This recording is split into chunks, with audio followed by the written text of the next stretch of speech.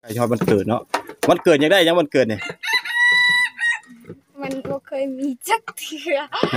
แต่ละปีบ่เคยมีของขวัญจักเทื่อจะได้บ่ใช่อยากได้คือการไป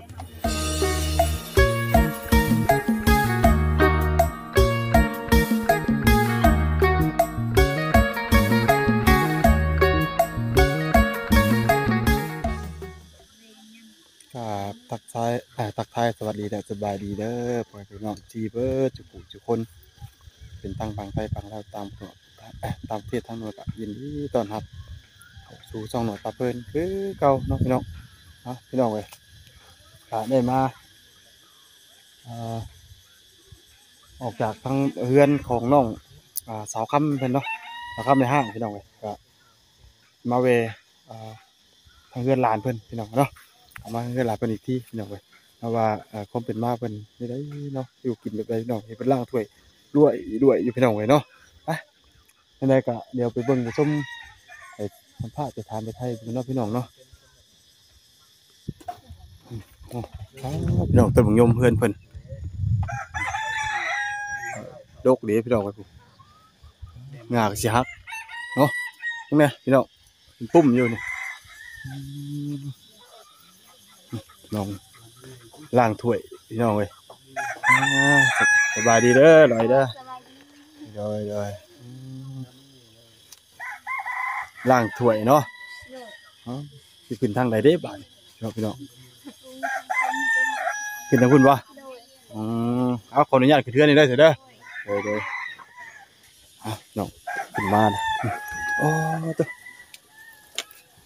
โอ้ปลอดภัยเพิ่นพี่น้อง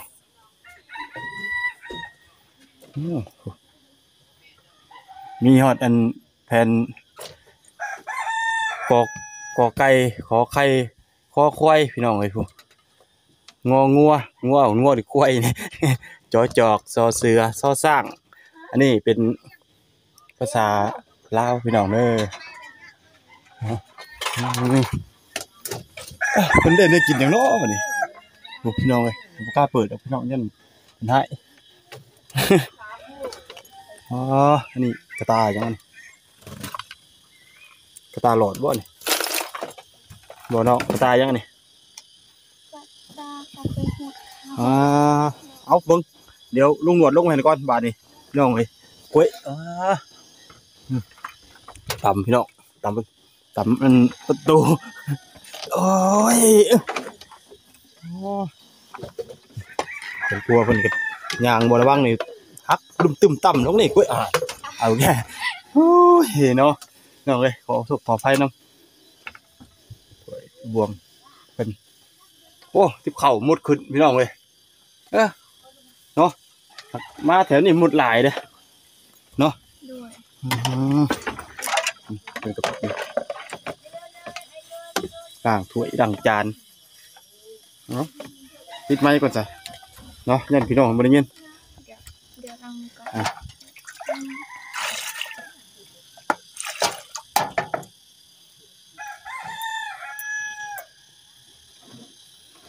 เดี๋ยวขออนุญาตเด้อคือประเด็นตกตับลงน้ำมาจากไหน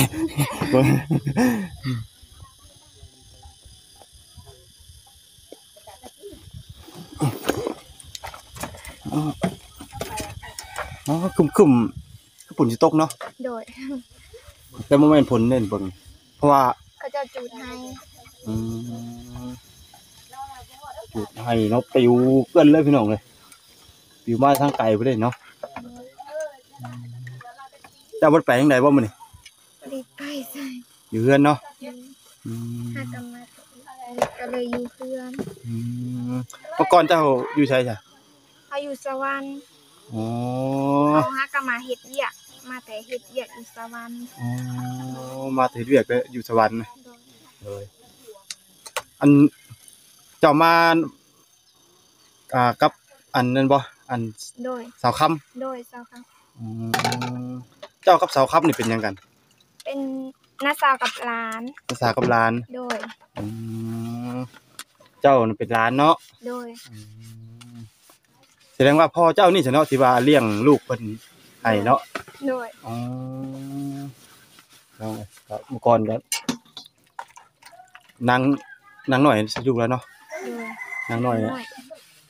ก็เป็นพ่อของอันเจ้าชื่อหยังอะนะเขาเนี่ยถามเนี่ย ซื้อนาง นาง โดย นางเลยเนาะ โดย ชื่อนางเนาะพี่น้องนี่ก็นางน้อยนางนี่ชื่อเนาะ โดย เมื่อก่อนก็ลูกของสาวค่ำเพิ่นก็สาวค่ำในห้างเพิ่นนะก็เป็นพ่อของสาวนางเนาะเป็นคนเลี้ยงเนาะ โดย จนใหญ่พี่น้องเลยหาเงินหาคำไปอยู่ร่วมกันบ่ โดย อืมเฮ็ดงานเฮ็ดเวียกหมู่เดียวกันติ โดย ไปได้จักปีเดือนจักปีอะ ไปได้ปีปลาย ปาดถูกไปเป็นปีปลายยังแบบบ่ได้มาจักเทื่อเลย โดยมาแต่ช่วงสงกรานต์ อืมนี่ก็ช่วงสงกรานต์น่ะกลับมาเนาะ โดย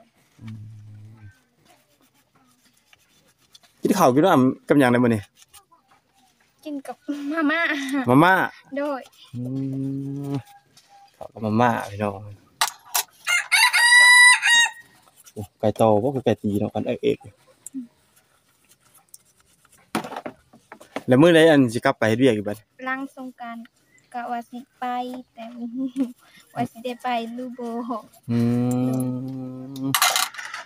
แล้วเพิ่นเอาคนใหม่ติแล้วเพิ่นเอาคนใหม่บ่ โดยเราได้คนใหม่แล้วดิ อันเดือนเท่าได้เจะเห็น ล้านปลายล้านหา นั่นหา โดย แบบอยู่กินยังไงจ้ะ ดูน้ำเพิ่นกินน้ำเพิ่น อืมเพิ่นกินเพิ่นแต่มันก็ทั่วเนาะเดือนละด้านปลายก็ตกอยู่2,000ปลายเนาะ2,000น้อยๆเนาะ โดย 2,000หาพี่น้องครับถ้าว่าอะไรบ่ผิดนะ เห็นว่าตกเลขครับ มีงานเขาเจ้าอยากได้ไปเฮ็ดงานอันอยากได้คนเฮ็ดงานเทียนเจ้าเคยเฮ็ดบ่ บ่เคย งานเทียนอยู่บนฮอดสวรรค์เด้อยู่แถบชิโน่นี่แหละแต่เป็นงานเทียนให้เขาบอกว่าเดือนละ2ล้านแต่2ล้านหรือว่า2ล้านปลายแหละหน่วยก็บ่ได้น้อยใจเพราะว่าเป็นเป็นหมู่ของทางเมียลุงหนวดนี่แหละ โดย เขาเจ้าไปเปิดเป็นโรงงานเทียนเพิ่นจังได้คนหัวหน้าเพิ่นติดต่อมาหาลุงหนวดอยู่ว่ามีเพิ่นอยากเฮ็ดเวียกว่าเพิ่นน่ะว่ามันเพิ่นจังได้2คนพี่น้องเอ้ยแต่เจ้าอยู่นี่เป็นเฮ็ดเวียกเกี่ยวกับขายของบุญหม่องเดียวกันเนาะ โดยขายเครื่องกองบุญแล้วก็เฮ็ดเวียกบ้านทั่วไป บ่ได้ขายเครื่องอย่างเดียวตัวนี้ โดย เฮ็ เฮ็ ดหยั ด ง เฮ็ดต้นหอยต้นกองบุญหั่นแหละแล้วก็หอยเงินแถวนั้นแหละเฮ็ดทั่วไป ตื่นจังโมงเฮ็ดเลิกจังโมงน่ะ เลิกประมาณ5โมง6โมง เลิกหา6โมงตอนเช้าเลยจ้ะ ตอนเช้าก็ประมาณ4โมง5โมงตื่น อืม12ชั่วโมงเนาะ โดย ถ้าเขาไปเฮ็ดเวียก12ชั่วโมง5โมงเช้า6โมงเช้าเนาะมาเลิก5โมงแลง6โมงแลงมาสิมาเนาะไว้เนาะเพิ่นก็เลยยังบ่ได้ไปไสเนาะอยากพักผ่อนจักคราวหนึงเนาะ โดย ที่บ้านเจ้าหาหน่อไม้น้ำมันนี่เจ้าไปทางใดนี่ ก็ไปแคนเซมันบ่มีบ่อนหาเพราะว่ามืดก็ทางเฮ็ดสวนมันนั่นแหละ อ๋อช่วงนี้เพิ่นเฮ็ดสวนมันเนาะ โดย เป็นทางแปลนเนี่ยเนาะเนาะอย่างว่าไกลบ่ไปจากนี่ไปซีไกลบ่ อันใดก็ ไกลบ่จากนี่ไปซีบ่ ไก่ ไกลไปติเซ่ทางพุ่นหรือทางพี่ เสร็จ โอ้เซ่ทางพุ่น โดย น้ำไม้หยังน้ำไม้ไรบ่ หน่อไม้อันหน่อไม้หยังก็หน่อไม้ไผ่หน่อไม้ลายมันบ่มีแล้วมืดก็ทางให้เลยบ่มี เป็น ทางเฮ็ดสวนเฮ็ดไร่เพิ่นเนาะ โดย ไปจังไดก็สวนมันลงหม่องใดนี่ก็อัน แปลนเลย เป็นพี่น้อง ถ้ามีการปลูกสวนมันนี่เป็นพี่น้องเพราะว่าแถวบ้านทุกหน่วยคือกันนะหม่องที่หาเนาะเคยหาใกล้ๆนี่ก็บ่มีแล้วบัดต้องไปไกลไปไกลบางเทื่อบ่ได้กลับมากับบ่ได้คุ้มอีกเมื่อย พ่อกับแม่เจ้าแบ่งได้ใช่มั้ยนี่ ไปเบิ่งให้กับซื้อข้าวกิน อ๋อซื้อข้าวกินบ่เจ้าก็ได้ โดย อืมเจ้ามีน้องจักคนจ้ะน่ะ มี6 คน 6 คน โดย เจ้าเป็นคนที่เท่าไหร่ ที่ คนที่ 3 โดย 3แสดงว่าจะมีน้อง3คนเนาะ โดย เพราะว่าแบบเดียวกับลุงหนวดลุงหนวดก็เป็นคนที่3มีน้อง3คนน่ะนะ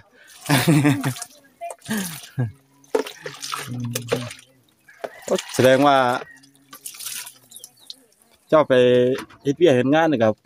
ส่งเงินมาให้ทั้งพ่อทั้งแม่ซื้อข้าวเลยเนาะ โดย อืม ต้มได้กับผักมาให้ เออเนาะบ่ได้มีนาเฮ็ดบ่ บ่มีแต่เห็ดให้เห็ดให้กับไกลผู้อยู่บ้านสักแกง ว่าจะแกง โดย อยู่ไสน่ะ ไปทางบ้านอันยังก็บ้านวงคูนนั่นเด้ โอ้ขอบ้านมุงคูนอีก โดยทำเซไปอีก อืมโอ้ไกลเด้อพี่น้องจากนี่ไปเนาะอ่ะพ่อเจ้าไปมื้อนี้ก็ไปพุ่นบ่อนน่ะ โดย ก็เฮ็ดให้เพิ่นสิปลูกข้าวบ่ได้จักสอบต่อปี ถ้ามันหลายก็50บ่หลายก็ประมาณ25 30 อ๋อแล้วแต่ปีเนาะ โดย มันก็ครอบครัวก็ถือว่าใหญ่เด้อพี่น้องเว้ยลูก6คนพ่อแม่เนาะ โดย พ่อแม่ก็รวมเป็น8เนาะเดี๋ยวรวมเป็น8คนจุ่มกันหมดเลยแม่นบ่ โดย อันพี่น้อง6คนนี่แหละ โดยอันเอ้ยคอย2คนก็เอาผัวมาแล้ว อ๋อผัวแล้วเพิ่นอยู่ไสอะ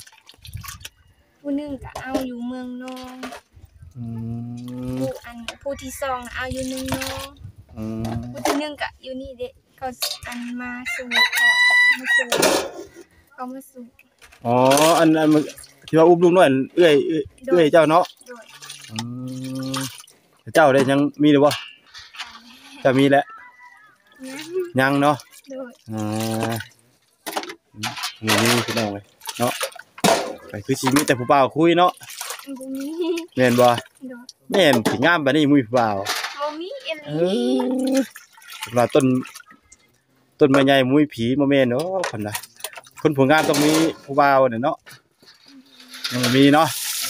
ครับเดี๋ยวน้องเพิ่นสิดอกพี่น้องเว้ย อายุจักปีได้เลย 16 ปี 16 โดย16 ปีแต่ยังบ่ฮอดอันถ้าฮอดเดือน5ก็16 ปี อ๋อว่าย่างเนาะครับยังโอ้ใกล้ฮอดวันเกิดได้เนาะมื้อใดวันเกิดน่ะ วันที่หนึ่ง วันที่ เดือ วันที่1เดือนห้า โดย อันนี้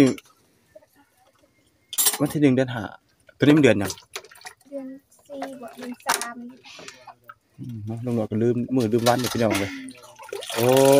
แสดงว่าเบิดเดือนนี่เนาะ โดย อ่าเดือนห้าอันนั้นเนาะเดือนห้าสากลเนาะ โดย เบิดเดือนนี้พี่น้องเว้ยก็6ปีเต็มยังเป็นรุ่นน้องของลูกลุงหนวดอยู่เด้อพี่น้องเอ้ย เพราะว่าลูกลุงหนวดนี่นางแป้งเพิ่นน่ะอายุ17ปีพี่น้อง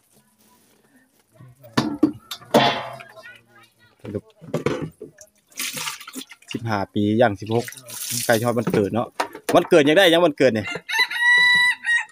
มันบ่เคยมีจักเทื่อ ฮะ แต่ละปีบ่เคยมีของขวัญจักเทื่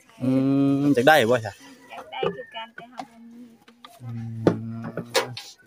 เนาะเพิ่นจักได้อยู่เพิ่นน่ะเนาะแต่ว่าก็ที่ผ่านมาก็บ่เคยมีเนาะบ่เคยได้ โดย ก็ย้อนว่าเกิดจาก แบบหาเงินก็มาใช้จุนเจือทางครอบครัวเนาะผู้บ่าวก็ยังบ่มีเนาะก็เลยบ่ได้ของขวัญเนาะว้าวเนาะพี่น้องอันนี้จังแล้วจังพอจังว่าบ่ได้ของขวัญแต่มีผู้บ่าวผู้แพ้วนำหมู่ เอ้ยเนาะพี่น้องเอ้ยวันนี้กินข้าวกับหมี่เนาะอันข้างนอกมีบุญเนี่ยมื้ออื่นนี่ โดย ฮู้อีกบ่ รู้ ไปบ่ บ่ได้ไปบ่ได้ไปเนาะ โดย ไกลเนาะมุ้ยสัญจรไปมาลำบากเนาะพี่น้องไปลำบากหม่องใดมันเป็นป่าพี่น้องทางเขาเป็นก็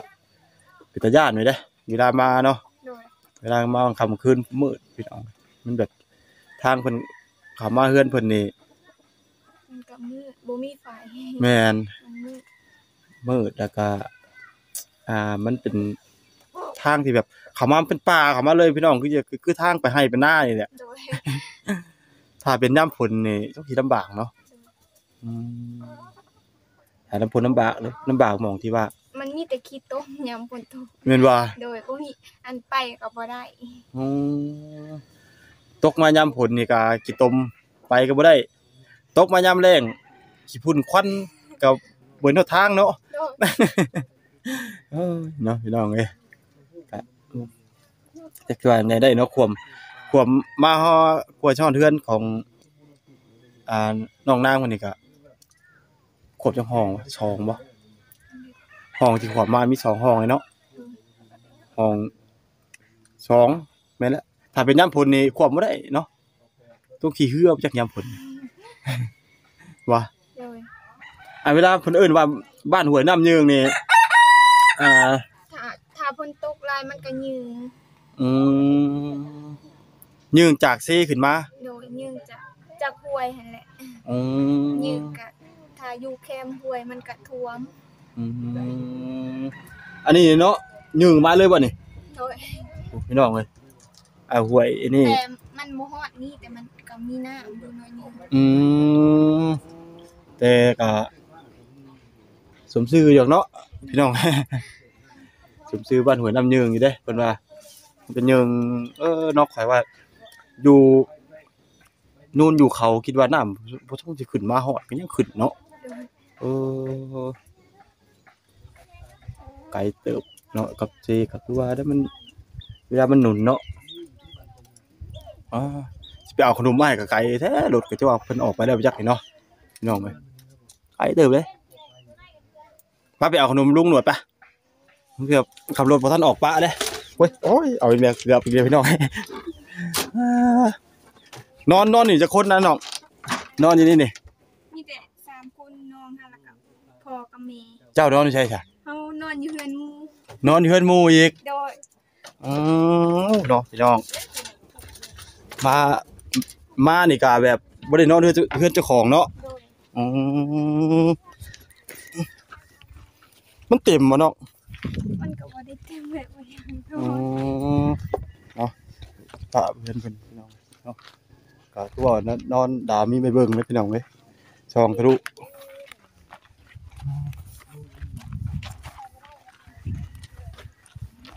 นี่เป็นทางเฮือนของ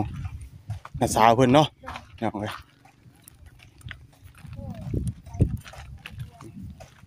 อันนี้